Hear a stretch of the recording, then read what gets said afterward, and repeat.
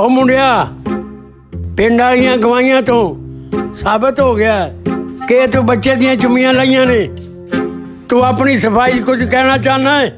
ਚੋਰੀ ਸਾਹਿਬ, ਮੈਨੂੰ ਇੱਕ ਦਿਨ ਦਾ ਟਾਈਮ ਦਿਓ ਤਾਂ ਕਿ ਮੈਂ ਆਪਣੀ ਸਫਾਈ ਦੇ ਵਿੱਚ ਸਾਰੀਆਂ ਗੱਲਾਂ ਪੇਸ਼ ਕਰ ਸਕਾਂ। ਠੀਕ ਹੈ, ਪੰਚਾਇਤ ਇੱਕ ਦਿਨ ਵਾਸਤੇ ਮੁਲਤਵੀ ਕੀਤੀ ਜਾਂਦੀ ਹੈ। गोलमाल है भाई, सब गोलमाल। ਹਾਂ ਵੀ ਮੁੰਡਿਆ, ਤੂੰ ਆਪਣੀ ਸਫਾਈ ਦੇ ਵਿੱਚ ਕੀ ਕਹਿਣਾ ਚਾਹੁੰਦਾ ਹੈ? ਚੋਰੀ ਸਾਹਿਬ, ਮੈਂ ਜੋ ਕੁਝ ਵੀ ਕਹਿਣਾ ਚਾਹਨਾ ਉਹ ਇਸ ਕਾਪੀ ਦੇ ਵਿੱਚ ਲਿਖਿਆ ਹੋਇਆ ਜੇ।